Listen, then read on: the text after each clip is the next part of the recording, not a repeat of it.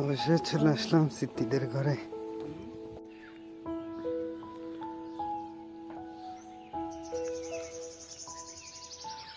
সকালবেলা ঘুম থেকে উঠলাম, এখন 6:44।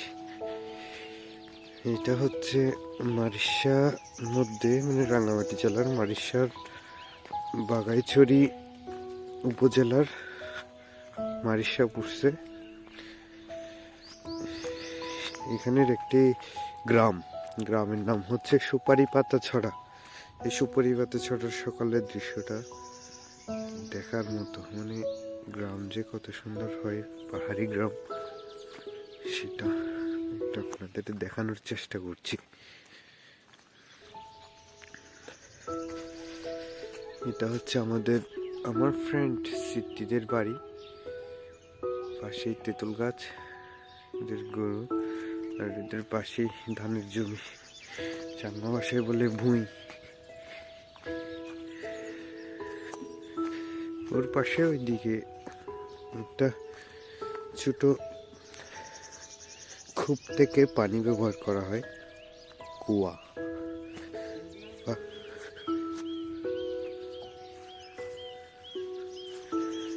সেই কূপে যাবো, দাঁত ব্রাশ করবো। এখান থেকে ওরা পানি, খাবারের পানি নেই, খাবারের পানি সংগ্রহ করে। সকালবেলা আসলে অনেক সুন্দর সুন্দর একটা জায়গা। পাহাড় দেখা যাচ্ছে, পাহাড়ের চারপাশে ছোট ছোট ঘরগুলি, একটি পাহাড়ে একটি একটি, আর মাঝখানে হচ্ছে ধানের জমি।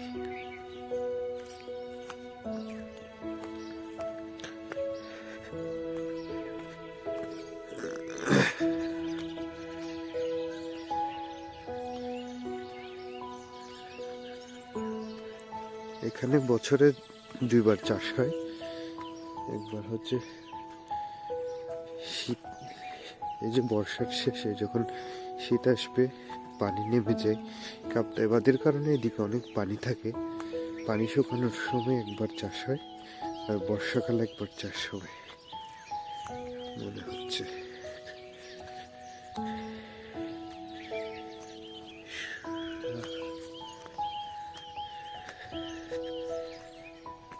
সিদ্ধি চাকমার জন্য ওয়েট করতেছে। এইদিকে তো বেটা গাড়ি যাবো নাকি?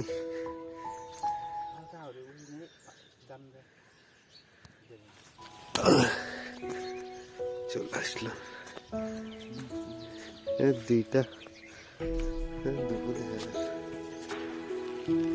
পানিগুলো কিন্তু অনেক ফ্রেশ, খেতেও স্বাদ আছে। অনেক তো নলকূপের পানি, অনেক গন্ধ থাকে। এই পানিগুলো আবার পরিষ্কার পরিচ্ছন্ন পানি, আয়রন মুক্ত, কোনো জীবাণু নেই।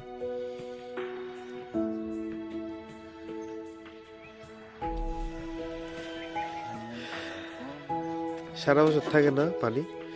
কূপগুলো ছোট ছোট কুয়াগুলো, রাহুলদের এখানে গেছে যে দিদিদের এখানে তো অনেক বড় বড়, মোটামুটি অনেক বড় ছিল।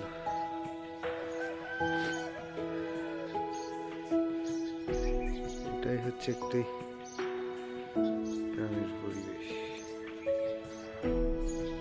এই যে খুব ভোরে ভোরে চলে আসলাম, হাতে কালো মজেন। এদিকে আমার বন্ধু সিদ্ধি মাত্র ঘুম থেকে উঠলাম।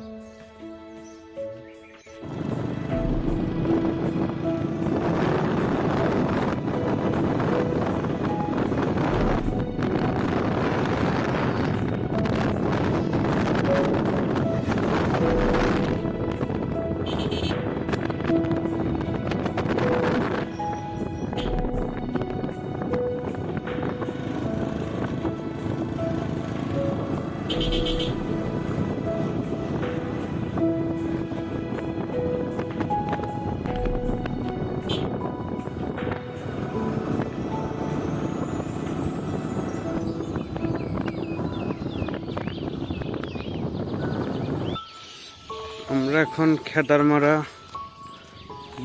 বাবনা কেন্দ্রে আছি। এটা হচ্ছে মারিশা উপজেলায়। রাঙ্গামাটি জেলার মধ্যে পড়েছে যুগাসিদ্ধি মান্তের মন্দির।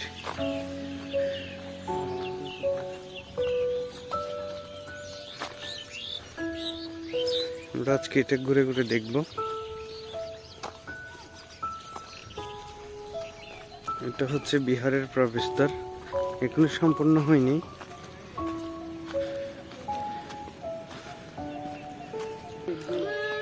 এটা হচ্ছে বুদ্ধিবৃক্ষ।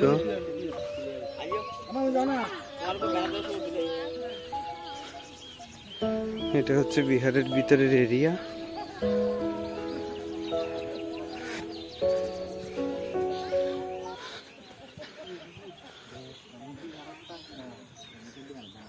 এগুলা হচ্ছে বিহারের আসবাবপত্র তৈরির জন্য আলাদা করে ওয়ার্কশপের মতো তৈরি করা হয়েছে।